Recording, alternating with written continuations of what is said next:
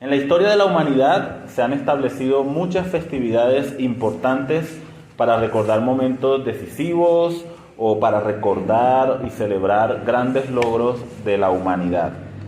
Sin irnos muy lejos, si pensamos en nuestro país, tenemos fechas importantes como el 20 de julio o el 7 de agosto, en las que celebramos el grito de independencia o celebramos también la batalla de Boyacá, que dio lugar a la independencia de nuestra nación.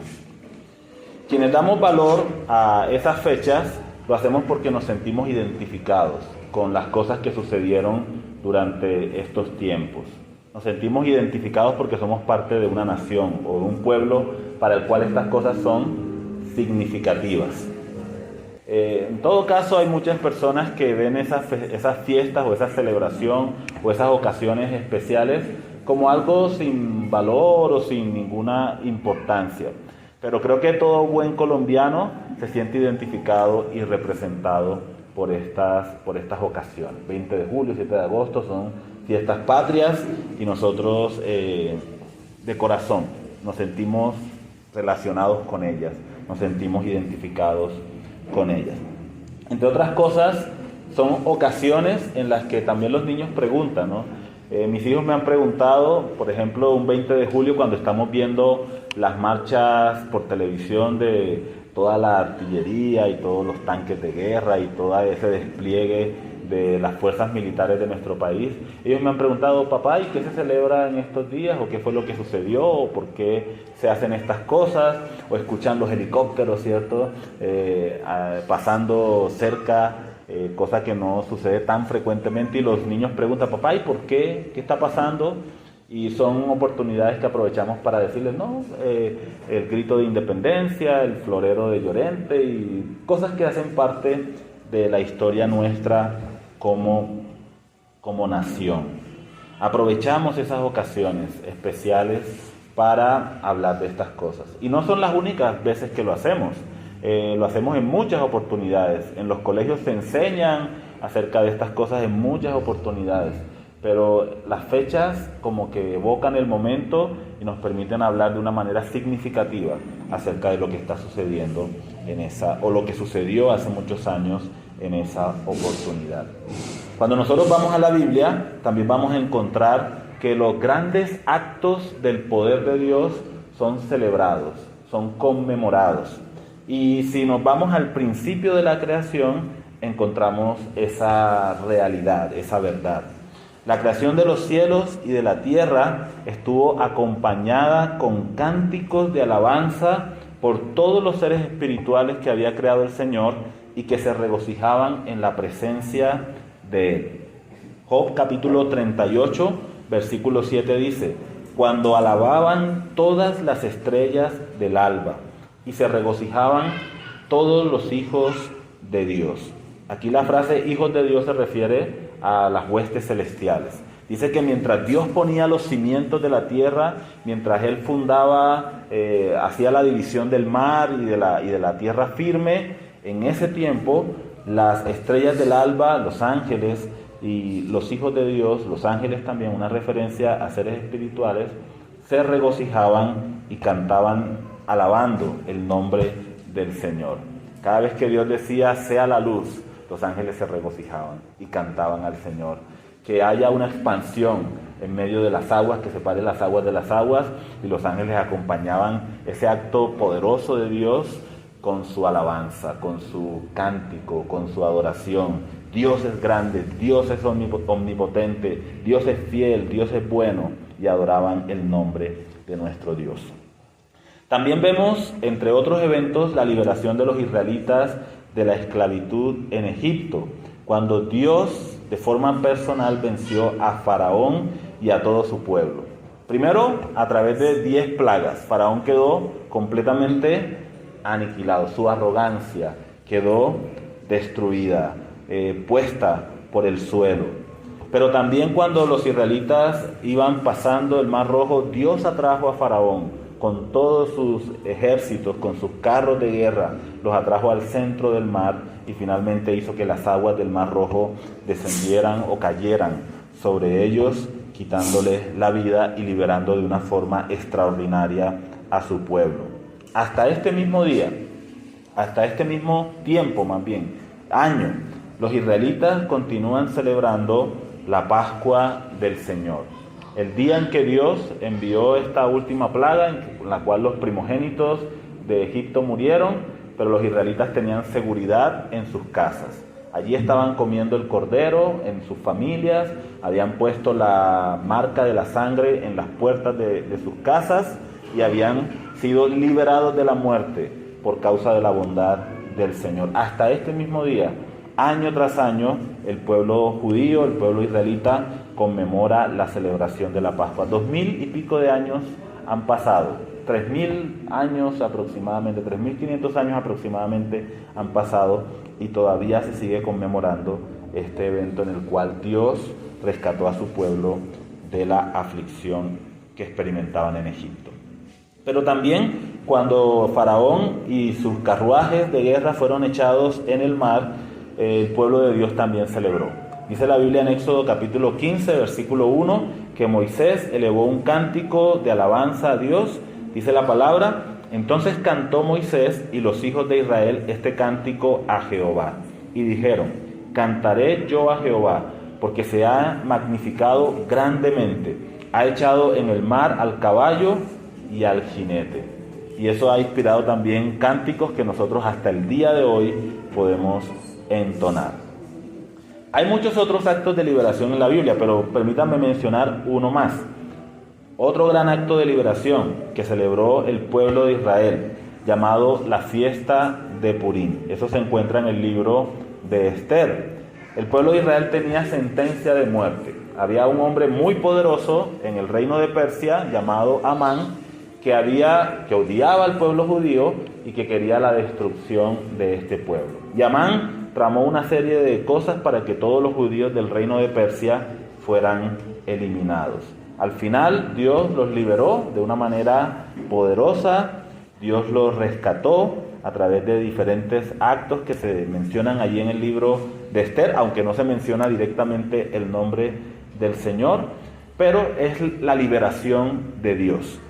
Y finalmente, en Esther capítulo 9, versículo 20, se dice: y escribió Mardoqueo estas cosas, y envió cartas a todos los judíos que estaban en todas las provincias del rey Asuero, cercanos y distantes, ordenándoles que celebrasen el día 14 del mes de Adar, y el 15 del mismo, cada año, como días en que los judíos tuvieron paz de sus enemigos, y como el mes que de tristeza se les cambió en alegría, y de luto en día bueno, que los hiciesen días de banquete y de gozo, y para enviar porciones cada uno a su vecino, y dádivas a los pobres, como parte de esta celebración que fue establecida allí por el pueblo judío, por Mardoqueo y por la reina Esther.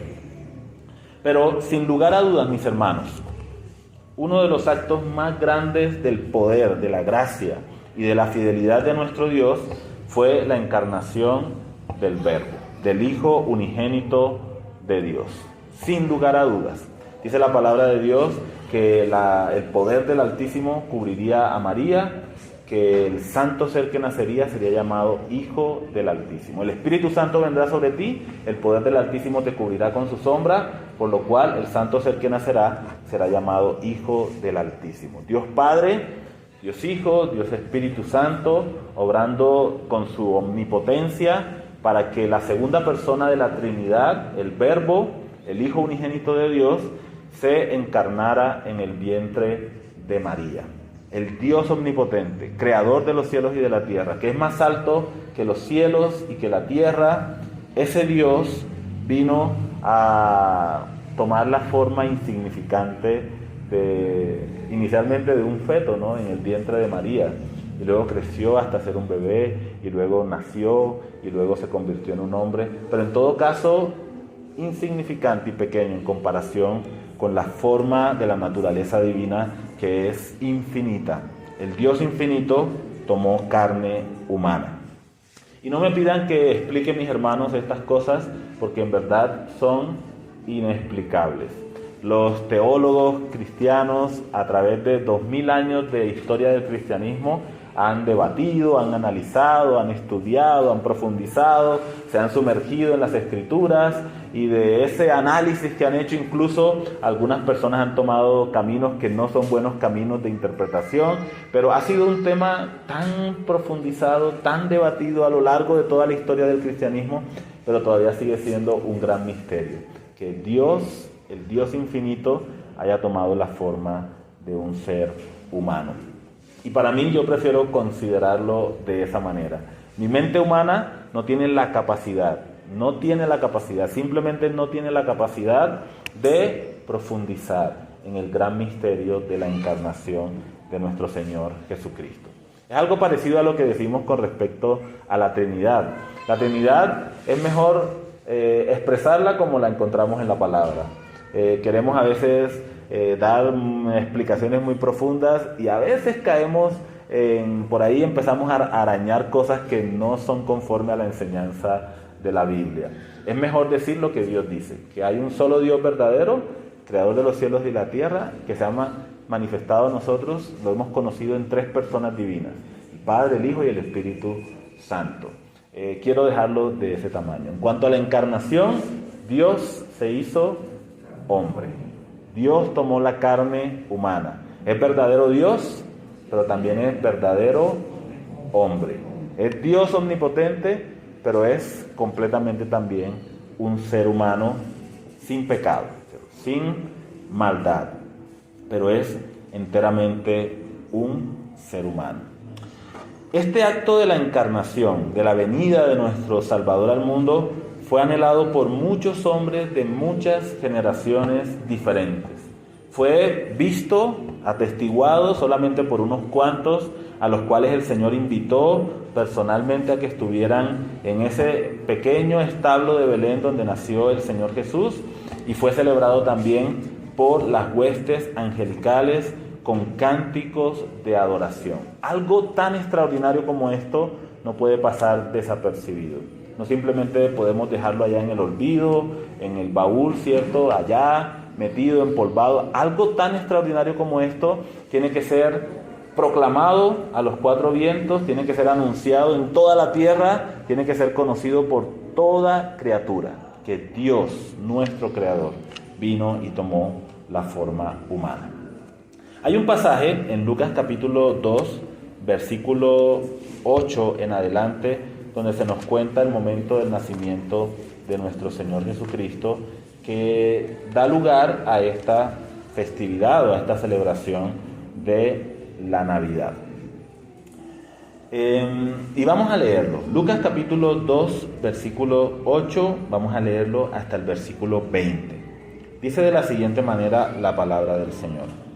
Había pastores en la misma región que velaban y guardaban las vigilias de la noche sobre su rebaño. Y aquí se les presentó un ángel del Señor, y la gloria del Señor los rodeó de resplandor, y tuvieron gran temor. Pero el ángel les dijo: no temáis, porque he aquí os doy nuevas de gran gozo, que será para todo el pueblo, que os ha nacido hoy en la ciudad de David un Salvador, que es Cristo el Señor. Esto os servirá de señal: hallaréis al niño envuelto en pañales, acostado en un pesebre.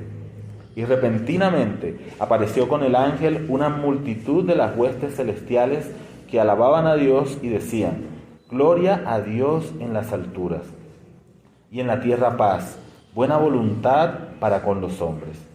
Sucedió que cuando los ángeles se fueron de ellos al cielo, los pastores se dijeron unos a otros: pasemos pues hasta Belén, y veamos esto que ha sucedido, y que el Señor nos ha manifestado. Vinieron pues apresuradamente, y hallaron a María y a José y al niño acostado en el pesebre.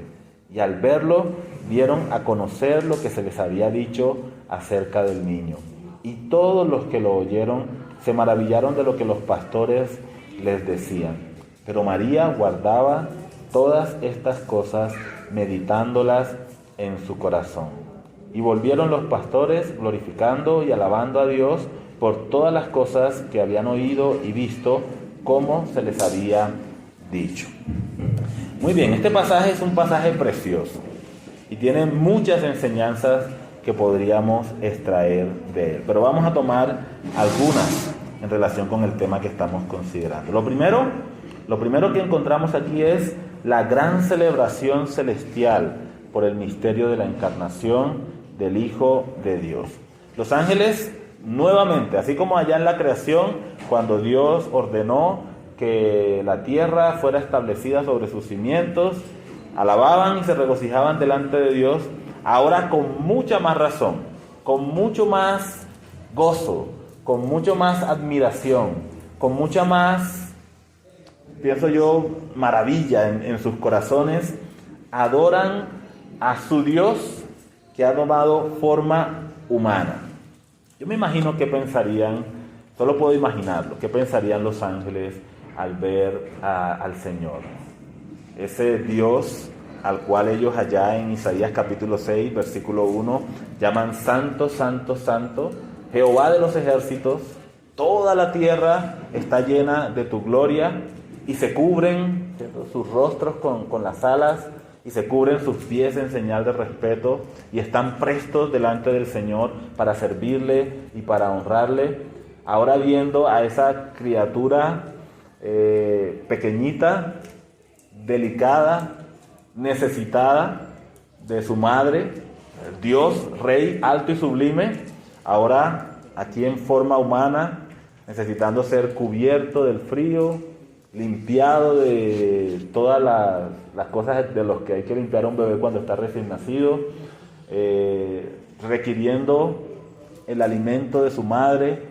Qué asombro debió ser para estas criaturas celestiales el ver a su Creador encarnado, así como es también de asombro para nosotros el verlo. Dice la palabra de Dios en algún lugar: Dios fue manifestado en carne y visto de los ángeles. Los ángeles le contemplaron y se admiraron. Allá en la gloria celestial cubren sus rostros porque ni siquiera los ángeles son capaces de profundizar con su mirada en la inmensidad de la gloria de nuestro Dios. Pero ahora ven al pequeño bebé Jesús acostado, no en un lugar dorado, en un palacio con reyes allí a su alrededor, sus padres, ¿cierto?, con coronas finas, sino en un humilde pesebre. El lugar donde, la cajita donde los animales se les servía su agüita o su comidita, allí José y María adaptaron esa cajita, o si fuese de piedra o fuese de madera, como sea, la adaptaron, pusieron paja para que fuera un poquito más acolchonada, tal vez una mantita encima de la cajita de paja, y allí acostaron a su bebé, al Creador de los cielos y de la tierra, acostado en un humilde pesebre. ¡Qué maravilla! ¡Qué admirable! Y por eso los ángeles, cuando se presentan frente a estos pastores, cantan con gran regocijo por el misterio de la encarnación, porque han visto a Dios venir, descender de la gloria para tomar la forma de un hombre. En este pasaje encontramos que primero un ángel mensajero anuncia la buena noticia a los pastores, les dice: no tengan miedo. Los pastores, cuando vieron la gloria de Dios y vieron a este ángel rodeado del resplandor de la gloria de Dios, dijeron, se asustaron, pero entonces el ángel los tranquiliza, le dice: no tengan miedo, les traigo una buena noticia que es de gran gozo. Hoy, en la ciudad del rey David, en Belén, ha nacido el Salvador, que es Cristo y el Señor. Y tan pronto el ángel expresó estas palabras a los pastores, dice la palabra del Señor que también una multitud de las huestes celestiales apareció y cantaban gloria.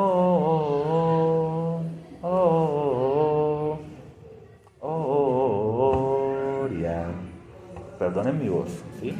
Perdonen mi voz, es que estoy gozoso por las buenas noticias. Y no me importa que no se escuche tan bien, ¿cierto? Pero quiero cantar junto al coro celestial: gloria a Dios en las alturas y en la tierra paz, buena voluntad para con los hombres. Estos hombres vieron los ángeles y sintieron temor. La visión celestial siempre producía temor en el corazón de los hombres. Pero Dios inmediatamente, a través de este ángel mensajero y a través de las huestes celestiales que entonaban este cántico, dijeron: no hay razón para temer.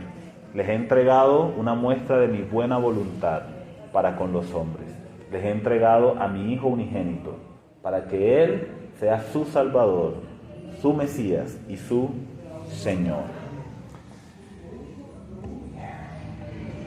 Bien, aunque esto, mis hermanos, sin duda fue algo asombroso, me refiero ahora a los pastores, el ver a este ángel resplandeciente, al ver la gloria de Dios en todo su esplendor, el ver ese coro de las huestes celestiales adorando y cantando al nombre de nuestro Dios y Señor.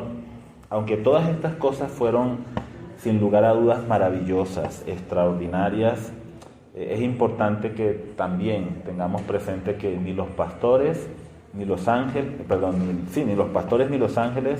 perdieron de vista lo verdaderamente importante de todo este momento.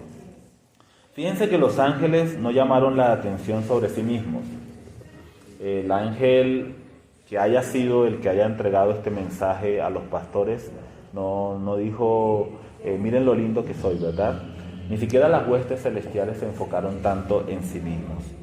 Lo bello y lo reluciente que ellos eran, las voces perfectas que salían de estos seres espirituales, de estos ángeles, todas ellas cumplían un único propósito: mostrar la gloria y la grandeza de nuestro Señor. Las voces estaban allí para exaltar a aquel que era digno de exaltación. El resplandor de la gloria estaba allí no simplemente para deslumbrar y que estos pastores se fueran asombrados y vi algo espectacular, se fueran llenos de curiosidad, sino estaba allí para que estos pastores contemplaran al bebé recién nacido, que era la salvación de todos los hombres. Y por eso es que los ángeles inmediatamente llaman la atención. No tengan miedo, les ha nacido un Salvador, que es Cristo el Señor. Pero también podemos ver que los pastores, por su parte, no tardaron en obedecer el mandato celestial. Y dice la palabra que apresuradamente se dirigieron a la aldea de Belén, donde encontraron al niño Jesús con María y con José.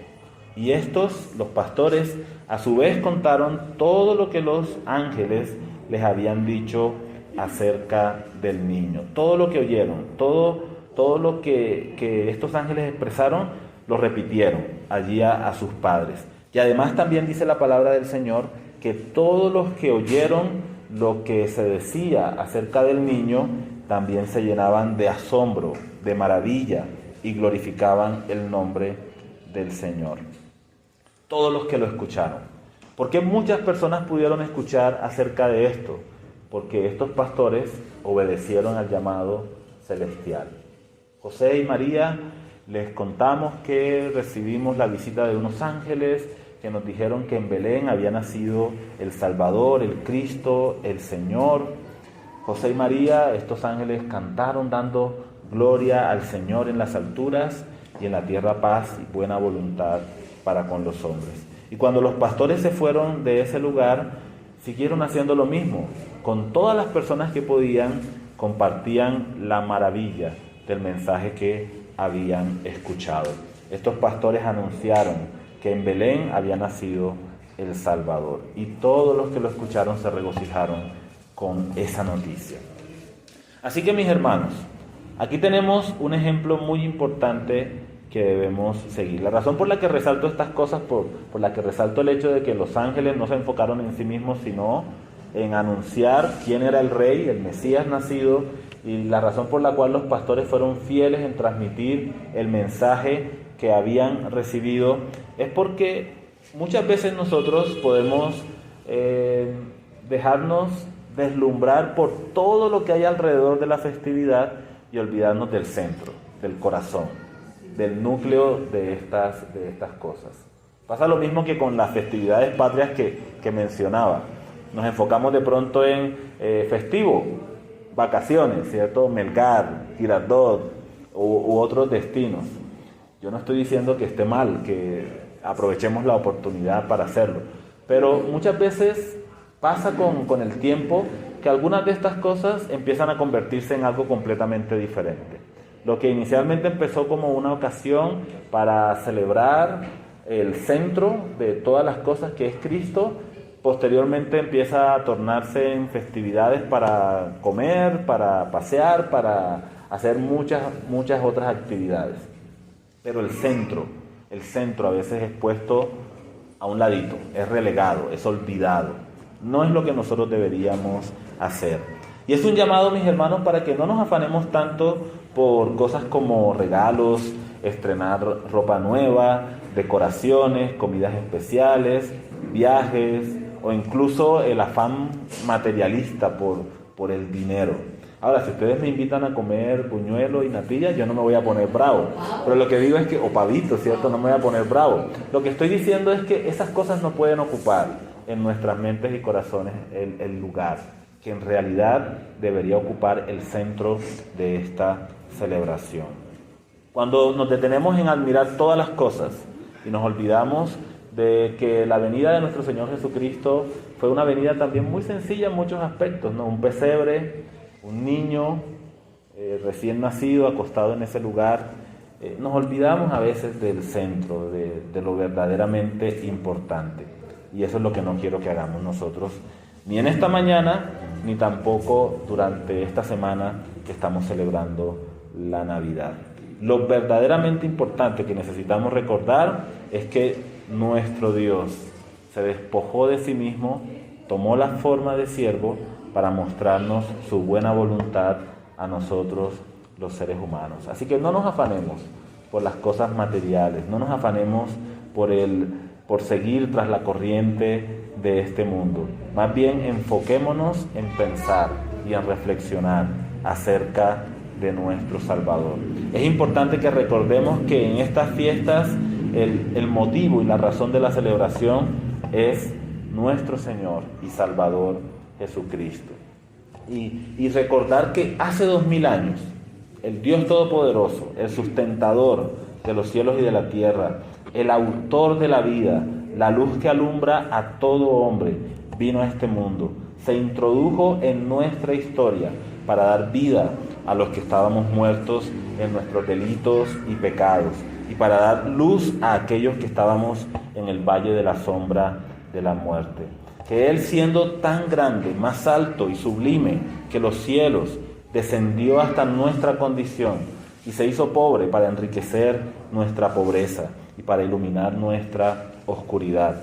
Que el Señor, quien era servido y obedecido por los ángeles en el cielo, descendió para servirnos a nosotros, indignos de su favor y de su misericordia. Pero Él no vino para ser servido, sino para servir y para dar su vida en rescate por muchos.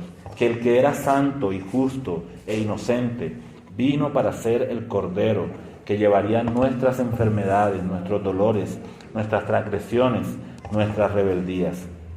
Que aquel de quien la palabra de Dios dice que es la vida misma y quien da vida y existencia a todas las cosas, descendió para morir, y no para morir cualquier muerte, sino para morir una muerte de cruz. Que aquel que estaba rodeado de gloria inmarcesible vino a nacer en un humilde pesebre. Y todo eso por amor a ustedes y por amor a mí y a cada ser humano que pisa esta tierra. Si hay algo digno de conmemoración, es que el Dios eterno se introdujo en nuestra historia para darnos luz, esperanza y una vida nueva. Y por eso, mis hermanos, yo quiero animarlos finalmente en esta mañana a que nosotros seamos como los ángeles que aparecieron allí en Belén. ¿Cómo podemos ser como los ángeles que aparecieron en Belén? Cantemos y alabemos y glorifiquemos el nombre de nuestro Dios.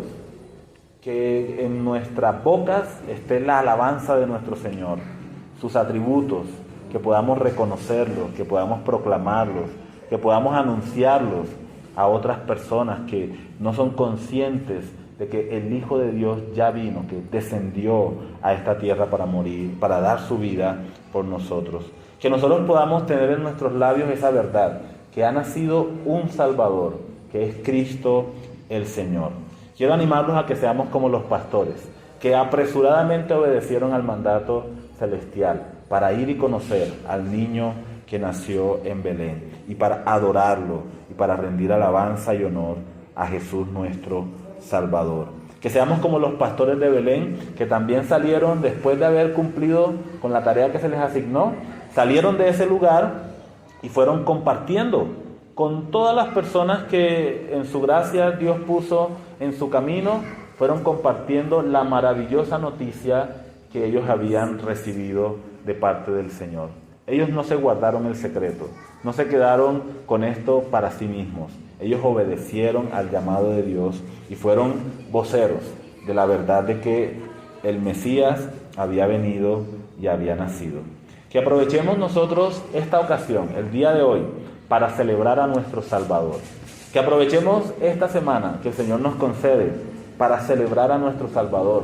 Que cada persona que se nos atraviese en el camino podamos decirle: ¿sabías que Dios descendió a este mundo? ¿Sabías que Dios tomó la forma humana? ¿Sabías que Dios vino a este mundo para dar su vida por ti?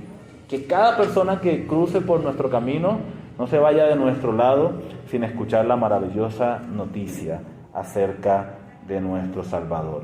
Y por supuesto, de que Él murió en la cruz por nosotros y que resucitó de los muertos al tercer día para dar salvación y vida eterna a todos los que creen en ese sacrificio. Pero no desaprovechemos la oportunidad y no permitamos que esta semana pase sin que nosotros podamos celebrar esta gran noticia con nuestros seres queridos y con las personas que están a nuestro alrededor. Y para finalizar, algo que sin duda nosotros hacemos en nuestro hogar es compartir con nuestros hijos por qué, el por qué. No queremos que ellos se entretengan con las luces. Qué bonitas las luces, sí, muy bien, maravilloso, qué chévere, bonitas las casas decoradas. En estos días incluso vamos a ir a ver las decoraciones de navideñas y todo eso, nos gusta hacerlo. Pero que mis hijos puedan saber, que sus hijos puedan saber, que sus familiares puedan saber que Dios envió un Salvador a este mundo para dar su vida por nosotros. Que no pase, mis hermanos, esta festividad sin que nosotros podamos comunicar esta gran verdad al mundo. Y ojalá y el Señor ilumine corazones que están en tinieblas y traiga luz y esperanza a aquellos que viven sin propósito en sus vidas.